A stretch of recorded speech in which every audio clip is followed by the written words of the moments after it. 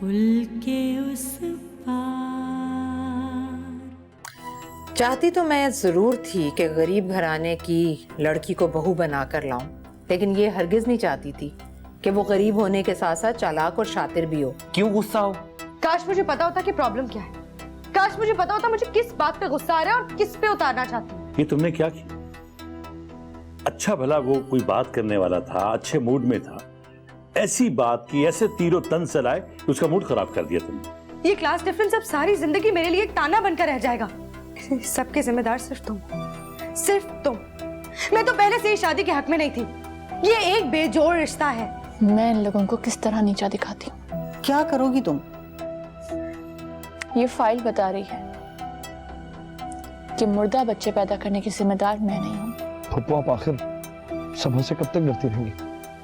दूसरी शादी करने में क्या कमाल है? मुझसे अब इंतजार नहीं होता।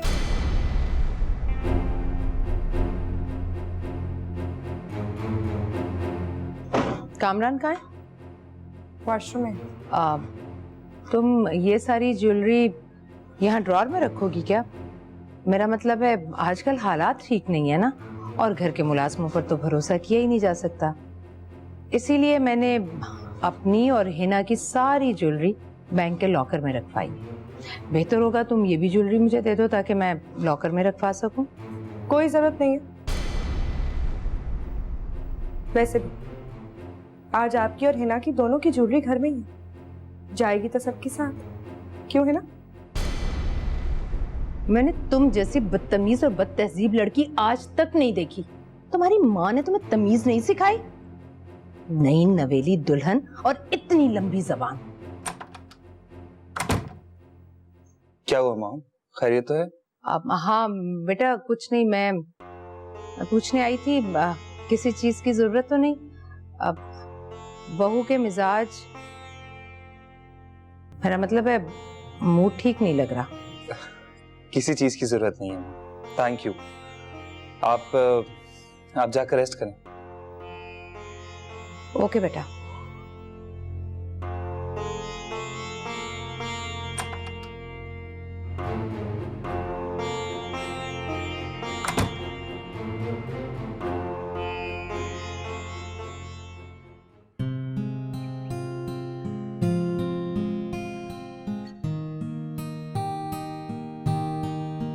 मरियम बेटा देर हो रही है, जल्दी उठो। शाबाश। अम्मी मैं स्कूल जा रही हूँ इसके साथ। चलो अल्लाह। मैं बता दो। खुदा हाफिज। हाँ कामरान, ऑफिस पहुंच गए? चलो ठीक है, मैं बस तैयार होकर बैंक जाऊंगा, एक छोटा सा काम है, फिर वहां से ऑफिस आ रहा हूँ। Okay see you, bye bye. अरे बहू अच्छा किया तुम चाय बना लाई। हफ्ता 10 दिन हो गए शादी को और तुम तो अपने कमरे में ही बंद थी। और उसे कामरान को देखें, शादी के अगले दिन से ही उसने ऑफिस जाना शुरू कर दिया। तुम इस तरह से घर के कामकाज में अपना दिल लगाओ। ऐसा करो किचन का काम संभाल लो। मम अभी से क्या जरूरत है इतने नौकरों के होते? आदिल ये मेरा और बहू का मामला है, तुम बीच में मत बोलो। हाँ तो क्या कह रही थी बहू? मैं हाँ तुम ऐसा करो मेन्यू बता दो किचन में जाकर, या फिर रस्मन कुछ मीठा बना डालो। खीर बनानी आती है तुम्हें? अच्छा तो ऐसा करो आज तुम खीर बना लो और बाकी किचन के काम मैं तुम्हें समझा दूंगी, बल्कि वो लड़की समझा देगी तुम्हें, ठीक है?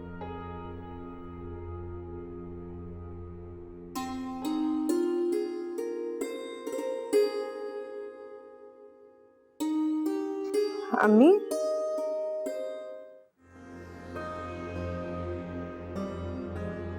जी मिसेस फराज, बहुत अरसे के बाद चक्कर लगाया आपने।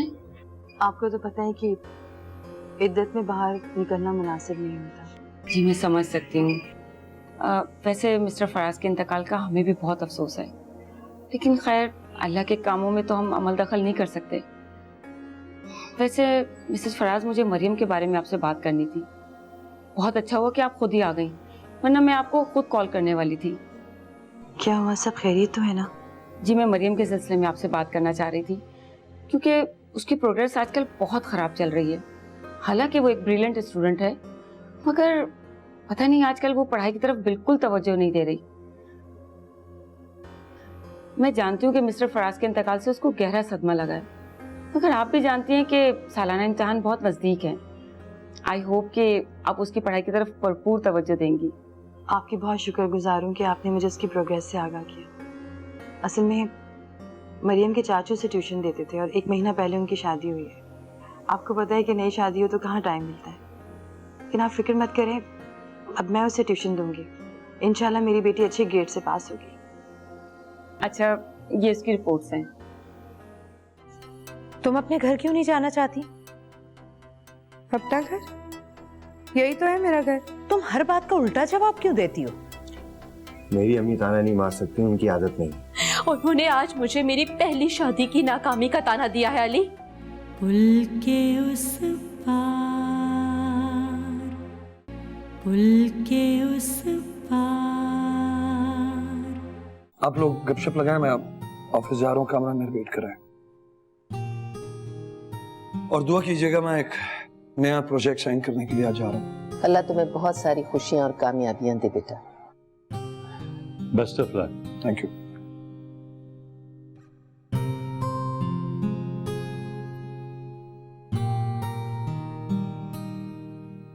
भाई साहब, वो हम हुमा को लेने आए हैं।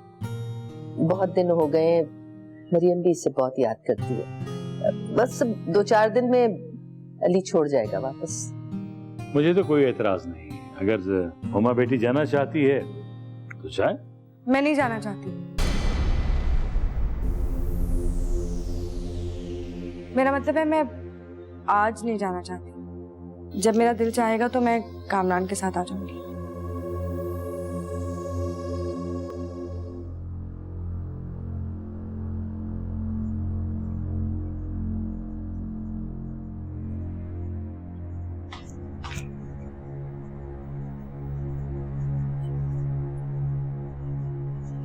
तुम अपने घर क्यों नहीं जाना चाहती? अपना घर? यही तो है मेरा घर। तुम हर बात का उल्टा जवाब क्यों देती हो? आपको भी तो टेढ़े सवाल करने की आदत है ना।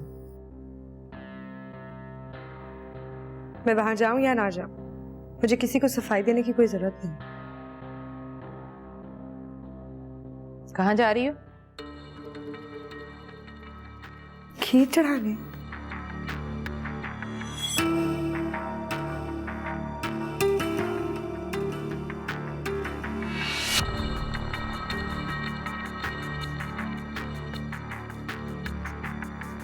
बहुत चालाक और मक्कार लड़की है ये।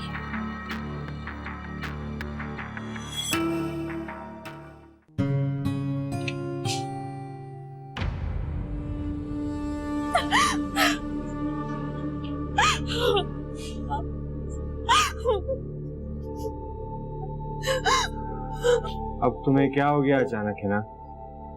अली, सिर्फ तुम्हारी वजह से, तुम्हारी बुज़दिली की वजह से मुझे ये सारी बातें सुननी पड़ती है। अरे अब मैंने ऐसा क्या कर दिया यार? तुम्हारी शय पे फुप्पो ने आज मुझे ये बातें सुनाई। उन्होंने मुझे ताना दिया है। मेरी अम्मी ताना नहीं मार सकती, उनकी आदत नहीं। अच्छा, तो क्या मैं झूठ बोल रही हूँ? उन्होंने आज मुझे मेरी पहली शादी की नाकामी का ताना दिया है अली। मेरी अम्मी कभी ऐसी बात नहीं कर सकती। तुम कहना क्या चाहते हो? कि मैं झूठी हूं और तुम्हारी अम्मी सच्ची है? हाँ?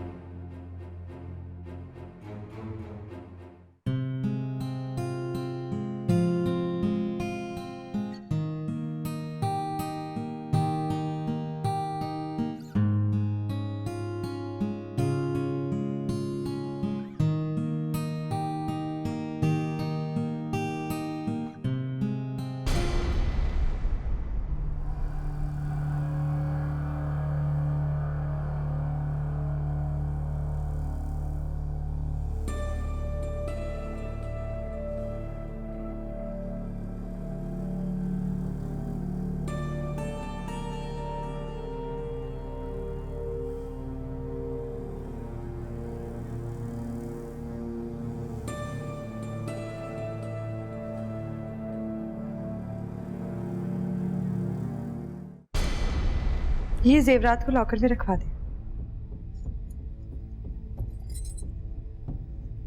क्या ये तुम कह रही हो?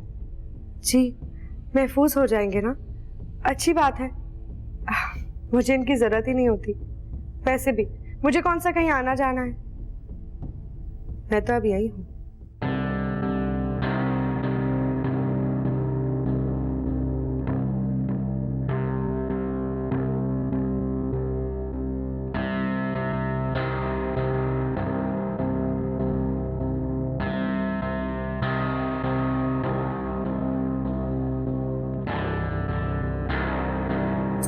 चक्कर क्या है? अचानक ये काया कैसे पलट गई? हुमा को तो मैं उसकी औकात याद दिलाती रहूंगी। ये जेवर अब न्यू से मिलने वाले। अली तो सिर्फ अपनी माँ की सुनता है और ऊपर से माँ के साथ साथ अपनी भाभी की हिमायतें करता है। क्या फर्क हुआ उस सलीम में और इस अली में? इससे तो अच्छा था ना कि मैं सलीम के साथ ही रहती। दोनों का एक ही जैसा बिहेवियर है। कितनी मर्तबा मैंने तुम्हें समझाया था कि अपने शौहर को कंट्रोल में रखो। उसकी क्या मजाल के तुम पर चीखे चिल्लाए। आइंदा अगर उसने तुम्हारे साथ बदतमीजी की ना तो अपना सामान पैक करना और फौरन यहाँ चली आना। पुल के उस पार, पुल के उस पार।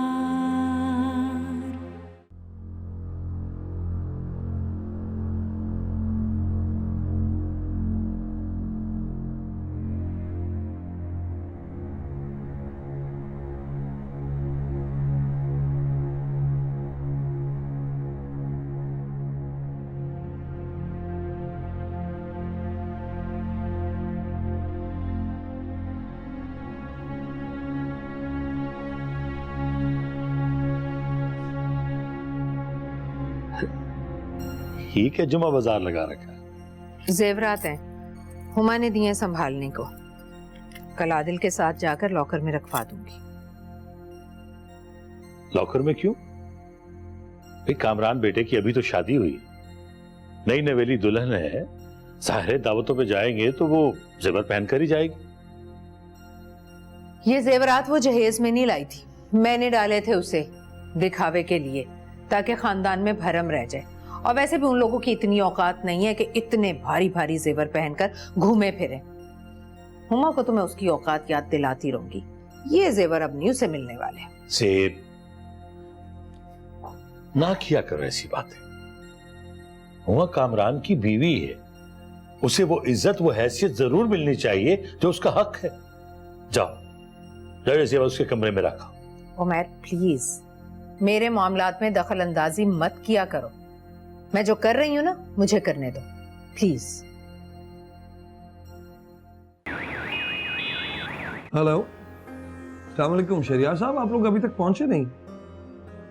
जी, वो दूसरी पार्टी काफी देर से आपका वेट कर रही है। जी जी, सारे डॉक्यूमेंट्स तैयार हो चुके हैं, बस आप लोग आ जाएं तो बाकी की फॉर्मेलिटीज पूरी की जाए। ठीक है जी, हम आपका वेट कर रहे हैं। सी यू। अस्सलाम वालेकुम।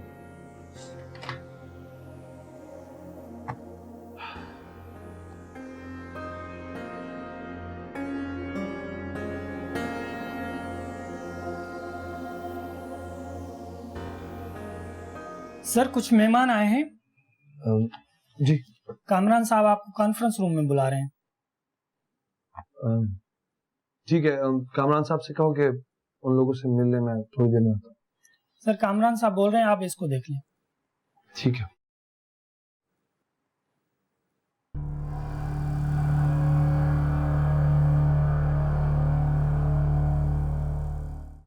आप जानती हैं अली ने क्या किया है? अपनी अम्मी की वजह से उसने मुझसे ऊंची आवाज में बात की है। मामा, आप तो कह रही थी ना कि बहुत सीधा साधा लड़का है, जैसे मैं चलाऊंगी वैसे चलेगा, मेरी उंगलियों पे नाचेगा। लेकिन ऐसा तो यहाँ कुछ नहीं हो रहा मामा। दिन ब दिन सभी कुछ बदलता जा रहा है। अली तो सिर्फ अपनी माँ की सुनता है और ऊपर से माँ के साथ साथ अपनी भाभी की हिमायतें करता है। क्या फर्क हुआ उस सलीम में और इस अली में? इससे तो अच्छा था ना कि मैं सलीम के साथ ही रहती। दोनों का एक ही जैसा बिहेवियर है। कितनी मर्तबा मैंने तुम्हें समझाया था कि अपने शौहर को कंट्रोल में रखो। उसकी क्या मजाल के तुम पर चीखे चिल्लाए। आइंदा अगर उसने तुम्हारे साथ बदतमीजी की ना तो अपना सामान पैक करना और फौरन यहाँ चली आना। तुम देख लेना 2 दिन में माँ और बेटे का दिमाग ठिकाने आ जाएगा। तुम हुमा से ही कुछ सीखो। उसने अपने शौहर को ऐसा काबू में रखा है कि मजाल है उसका शौहर उसके खिलाफ एक लफ्ज भी सुने। अच्छा सुने, ये बताइए, हुप्पो और अली हुमा को लेने आए थे, क्या कहा उसने? साफ इनकार कर दिया हुमा ने मैके जाने से, और क्या। वाकई मामा? मुझे तो पहले ही अंदाजा हो गया था कि हुमा के दिल में सबा भाभी के लिए बहुत नफरत पैदा हो गई। इतनी नफरत कि अब वो उनका सामना भी नहीं करना चाहती। एंड यू नो व्हाट, ये हमारे लिए बहुत अच्छा हुआ। हाँ, अब हमने हुमा की उस नफरत को हथियार बनाकर इस्तेमाल करना है। समझ गई हूँ मामा। अब हुमा ये कभी नहीं चाहेगी कि सबा भाभी उस घर में दुल्हन बन गई। और आपको पता है, यही तो होना चाहिए था, क्योंकि यही हमारे हक में बहुत अच्छा है। मैं तो सोच रही थी किसी तरह उस रशना को ही बहला फुसला कर घर ले आऊं, शायद इसी तरह आदिल के दिमाग से उस डाइन का भूत उतरे।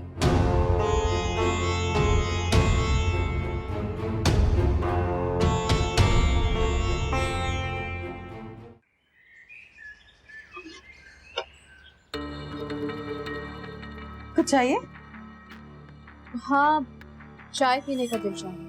अच्छा ठीक है, तुम कमरे में जाओ, मैं भिजवाती हूँ। ये 2-2 सालन किसके लिए बन रही?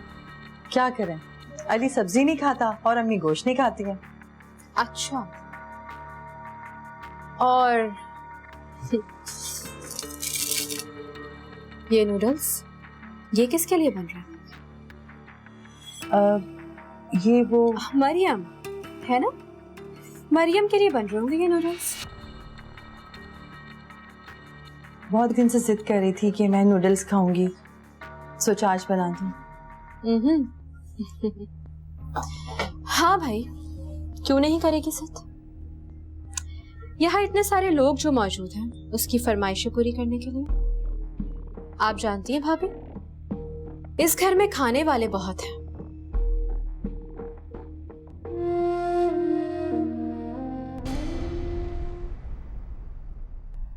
इस किचन में कौन सी चीज कहाँ पड़ी है सब कुछ समझा दो इसे, क्योंकि किचन अब इसी को संभालना है।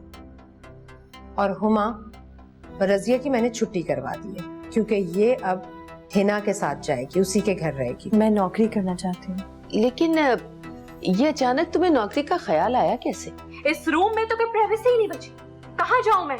बस बहुत हो गया, बंद करो ये पढ़ाई वढ़ाई, जाओ लेके जाओ इसको यहाँ से।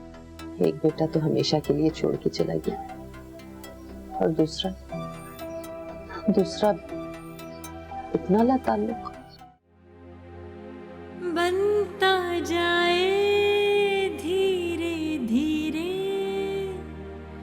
एक फसाना प्यार का, पुल